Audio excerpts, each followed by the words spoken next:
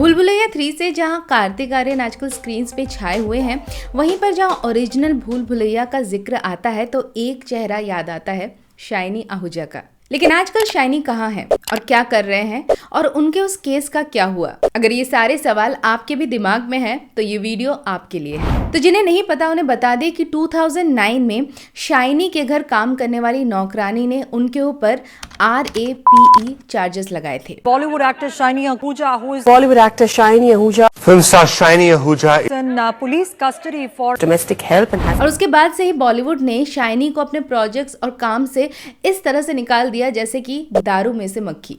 I know दूध में से मक्खी होता है, लेकिन बॉलीवुड में दूध कौन पीता है? और इसी के साथ ही बॉलीवुड का एक उभरता हुआ सितारा हमेशा के लिए गायब हो गया। और सिर्फ बॉलीवुड ही नहीं, शाइनी का जब ये केस सामने आया था तो एक बहुत ही फेमस मोबाइल कंपनी ने उनका मजाक उड़ाते हुए एक एडवर्टाइजमेंट भी रिलीज किया था, जो बाद में उन्हें बैन करना पड़ा। Shaini bought me a new bling.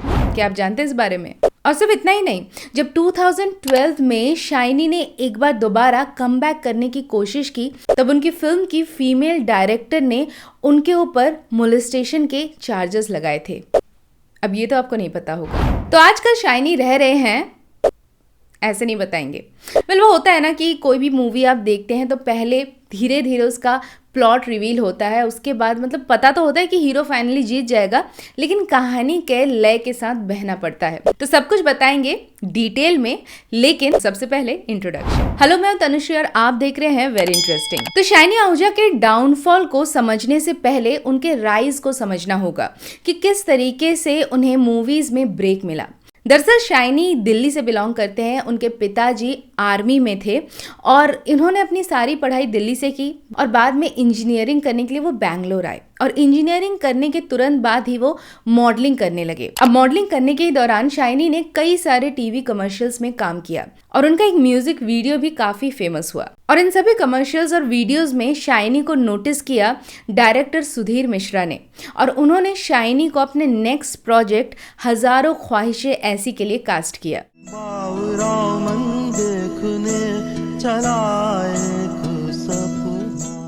अब 2005 में ये मूवी आई थी और ये मूवी तो बहुत ज़्यादा हिट नहीं हुई, लेकिन हाँ, इसमें शाइनी और चित्रांगदा को सबने नोटिस किया। इनफैक्ट 2006 में शाइनी को बेस्ट मेल डेब्यूटेंट का अवार्ड भी मिला। Shaini Ahuja for हजारों ख्वाहिशें ऐसी।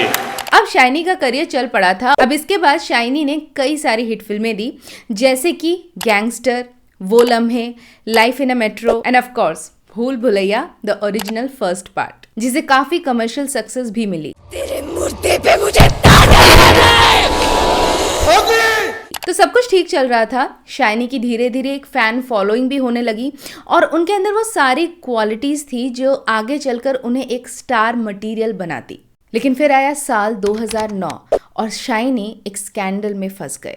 अब 2009 में एकदम से एक दिन न्यूज आती है कि शाइनी के डोमेस्टिक हेल्प, जो एक 19 साल की उनकी नौकरानी थी, उन्होंने शाइनी के ऊपर RAPE के एलिगेशंस लगाए। अब ये शाइनी आहूजा का जो केस है ना, ये मीडिया ट्रायल का एक बहुत ही भयानक एग्जाम्पल है। हालांकि अभी तक शाइनी पर कोई भी इल्जाम साबित नहीं हुए थे, लेकिन मीडिया और बॉलीवुड शाइनी को ऑलरेडी गुनाहगार मान चुकी थी। And here's what the victim is claiming at this moment. With his domestic help, it was consensual.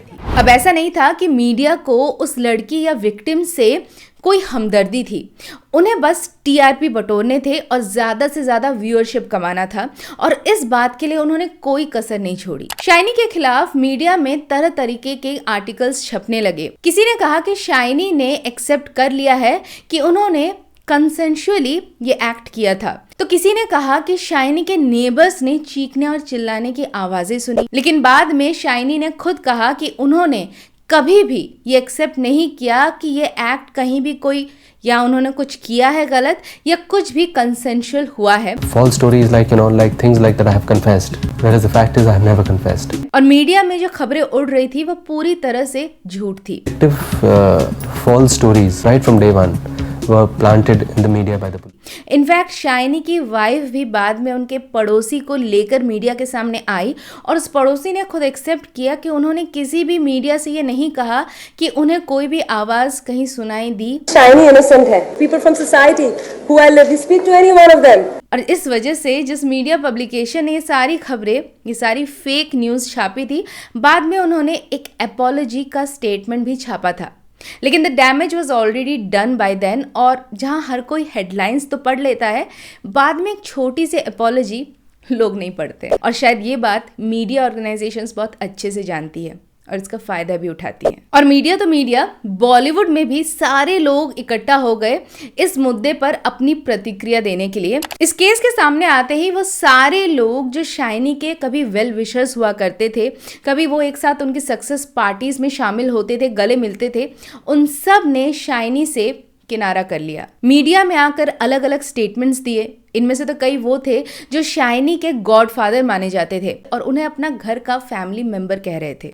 Deep shame, an act so heinous, was pretty shocking. I'm going to condemn it, yeah, because. और ये वही लोग थे जिन्होंने shiny को शायद उनके starting में करियर में मदद की थी। लेकिन फिर ऐसा क्या हुआ कि ये लोग शाइनी के इतने खिलाफ हो गए? क्योंकि बॉलीवुड में अक्सर हमने देखा है कि कोई किसी के खिलाफ पब्लिकली आकर नहीं बोलता है, स्पेशली मीडिया के सामने बिल्कुल नहीं।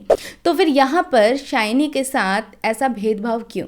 दरअसल ऐसा कहा जाता है कि शाइनी को जब इनिशियली ब्रेक मिला था तो वो बहुत कम पैसों में काम किया करते थे, जो कि ऑब्वियस है क्योंकि न्यू कमर्स जो हैं वो कम पैसों में काम करते हैं। और जैसे जैसे शाइनी का स्टारडम बढ़ता गया, उन्होंने अपने चार्जेस बढ़ा दिए। ऐसा कहा जाता है और सुनने में है कि ये जो पर्टिकुलर बैनर है ना, ये स्टार्स को, न्यूकमर्स को चांस तो देता है, लेकिन उन्हें बहुत ही कम पैसों में काम कराता है।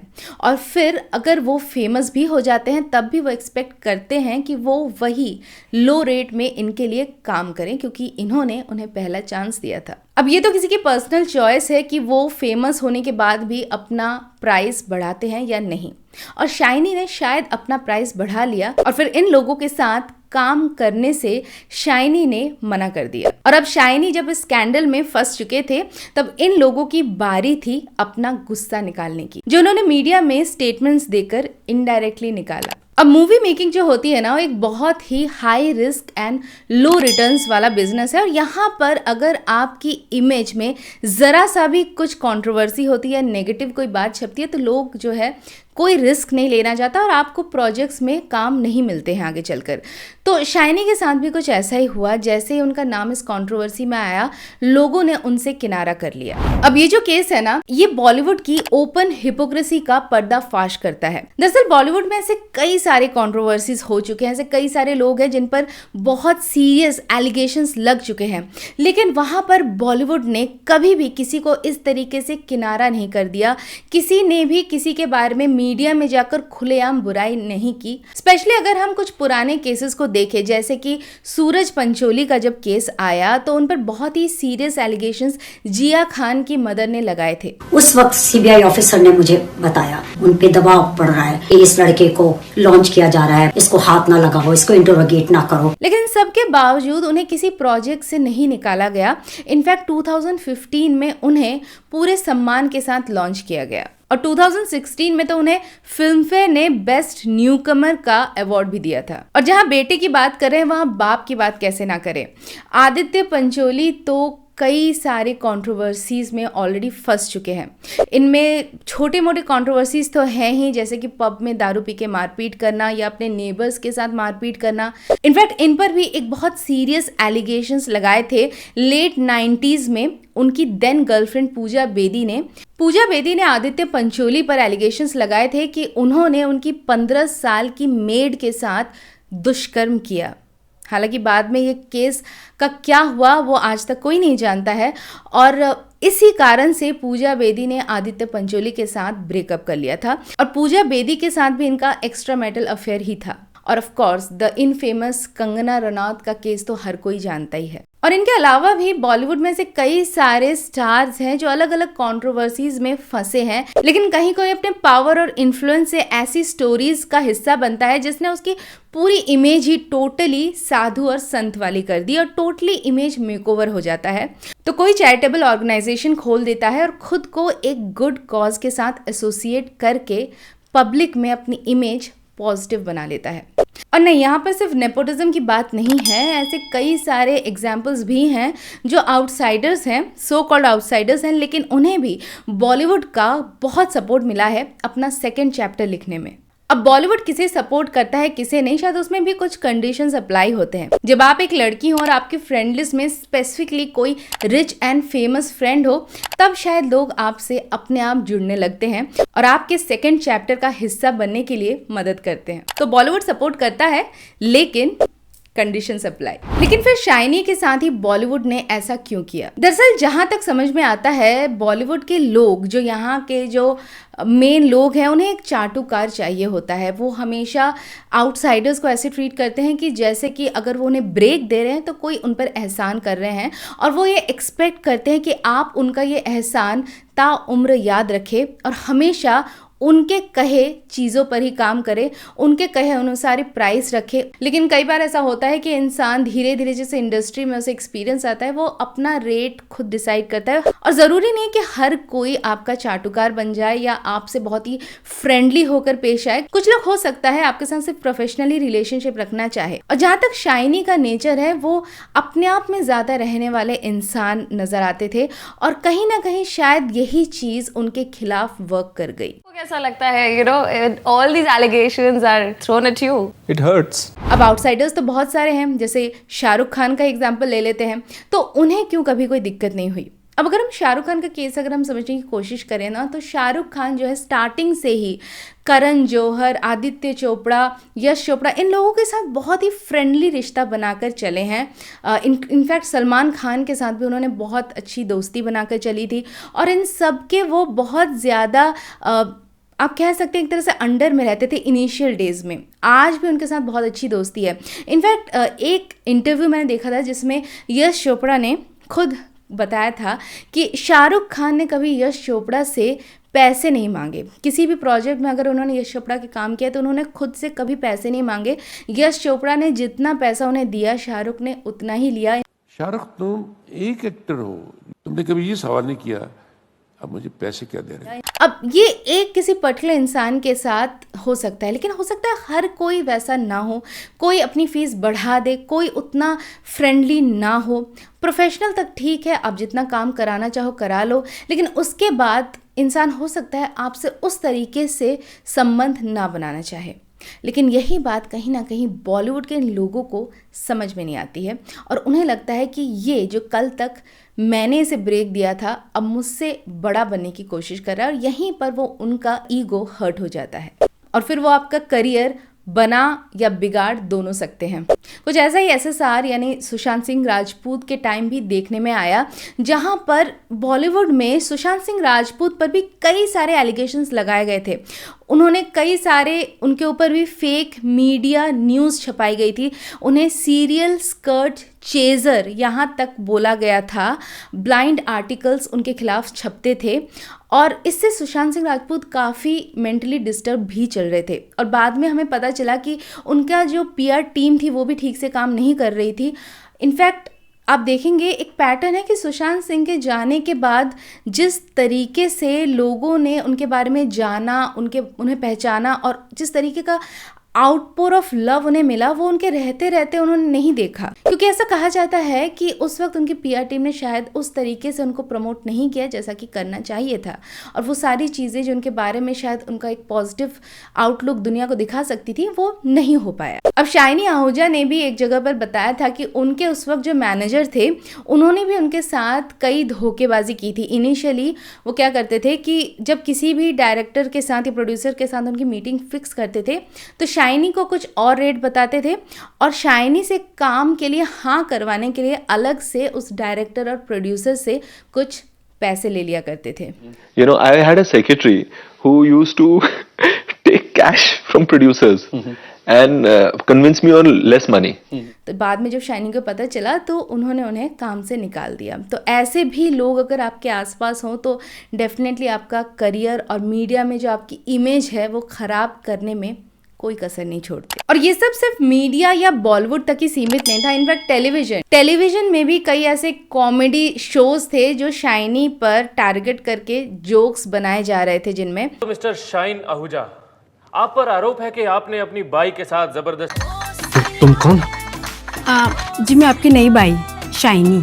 उस वक्त इस केस के 2 साल बाद 2011 में दिवाली के टाइम पर माइक्रोमैक्स ने एक दिवाली एड रिलीज़ किया था, जिस एड का नाम था बाई। और इस एड में दिखाया गया था कि एक आदमी का एक्स्ट्रा मैरिटल अफेयर चल रहा है उसकी बीवी की फ्रेंड के साथ और उसकी काम वाली बाई के साथ।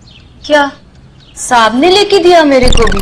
एंड कोइंसिडेंटली उस आदमी का नाम भी इन्होंने शाइनी ही रखा था। Shiny bought me a new bling. तो इस एड में डायरेक्टली शाइनी को टारगेट किया गया था और इस एड के रिलीज होने के बाद शाइनी ने माइक्रोमैक्स को एक लीगल नोटिस भेजा, जिसके बाद इस एड को हटाया गया। इस पूरे स्कैंडल के दौरान शाइनी ने खुद बताया कि उनके दिमाग में कई बार खुद को ख़त्म करने के बारे में भी विचार आता रहा, लेकिन इस पूरे दौर में उनके लिए जो एक इंसान जो कॉन्स्टेंटली पिलर ऑफ सपोर्ट था वो थी उनकी वाइफ अनुपम आहूजा।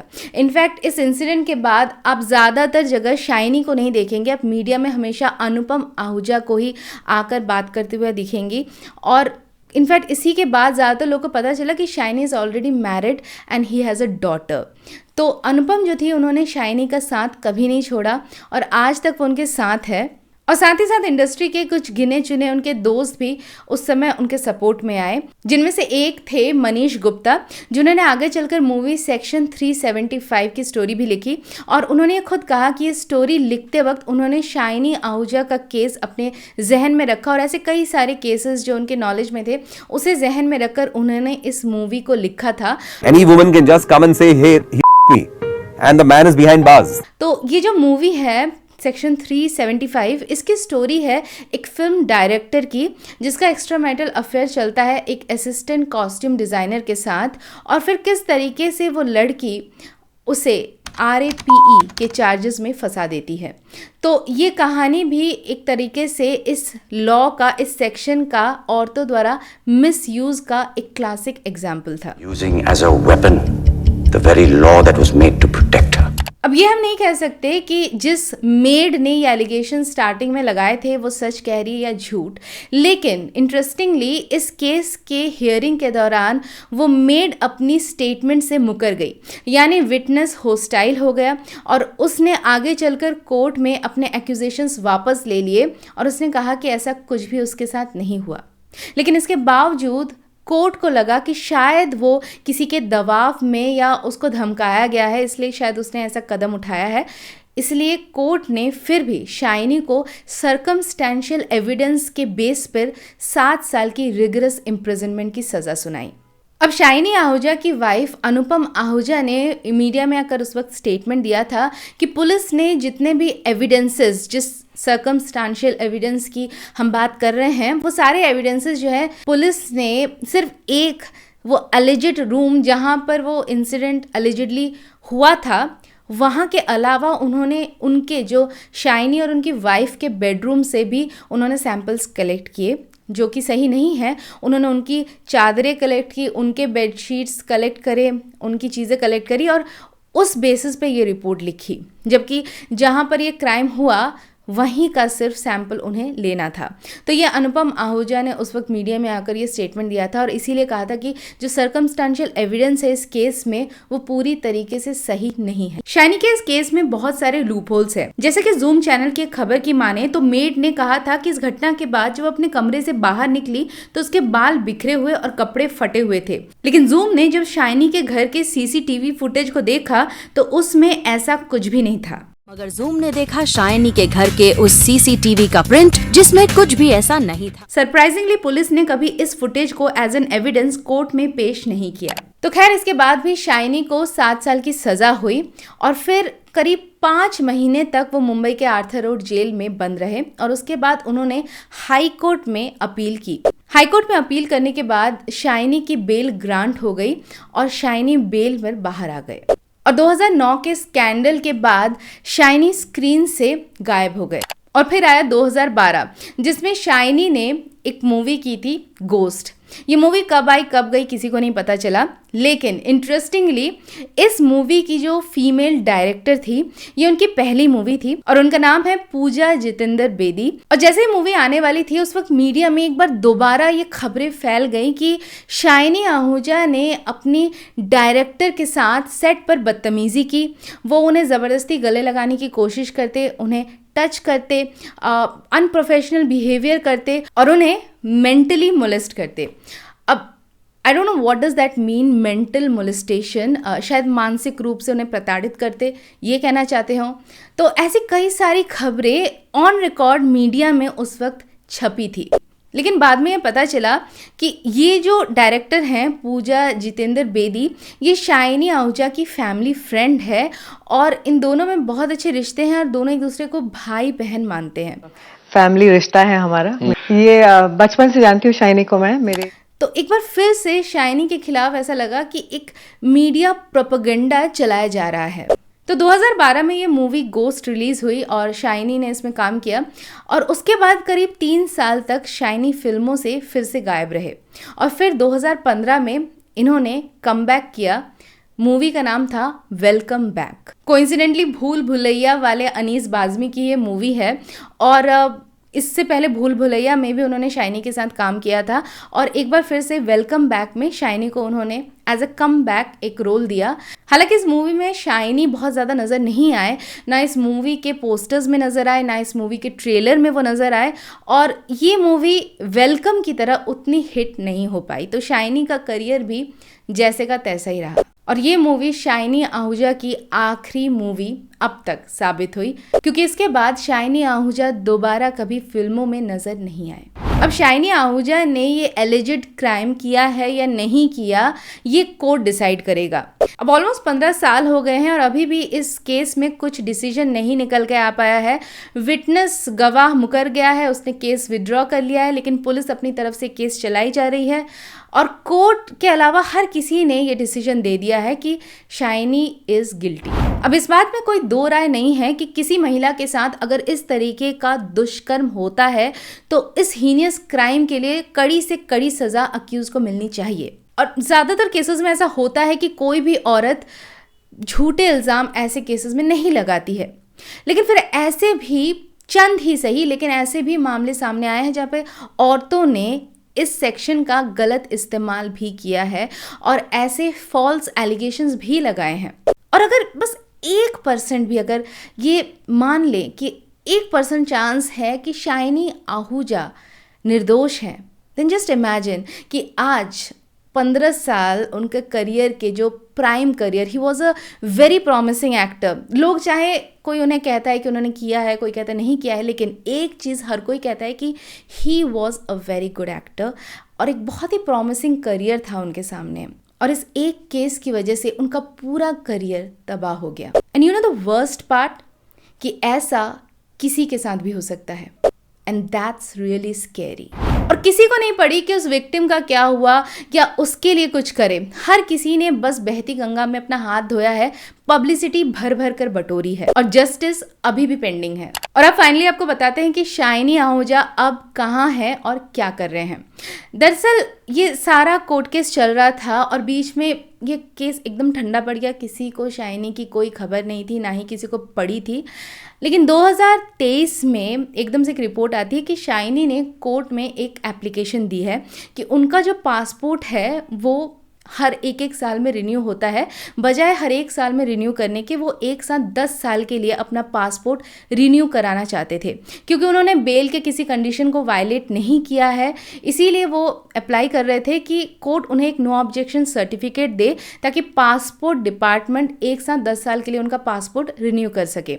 और तब ये खबर आई, कुछ मीडिया में रिपोर्ट आई कि शाइनी इस वक्त फिलीपींस में हैं और एक बहुत ही लो की लाइफ लीड कर रहे हैं, अपने परिवार के साथ टाइम स्पेंड कर रहे हैं। इनफैक्ट पेंडेमिक के जस्ट पहले 2019 में ये कुछ फ़ोटोज़ आई थी जिसमें शाइनी अपने फैंस के साथ दिख रहे हैं। ये फ़ोटोज़ फिलीपींस के मनीला की हैं और वहीं से ये खबर आई कि शाइनी इस वक्त फिलीपींस में रहते हैं। तो ये तो थे शाइनी आहूजा और उनके केस का भूल भुलैया। अगर ये कहानी आपको इंटरेस्टिंग कह सकते हैं तो इंटरेस्टिंग लगी या फिर इन्फॉर्मेटिव लगी तो इस वीडियो को एक लाइक ज़रूर करना। और ऐसी ही कहानी आगे सुनने के लिए अगर चैनल को सब्सक्राइब नहीं किया है तो सब्सक्राइब कर लेना और सब्सक्राइब करते वक्त बेल आइकॉन को दबाना मत भूलना ताकि नोटिफिकेशंस टाइमली आप तक पहुंच जाए। और मैं मिलती हूँ जल्द बॉलीवुड की एक और कहानी लेकर जो होगी वेरी इंटरेस्टिंग।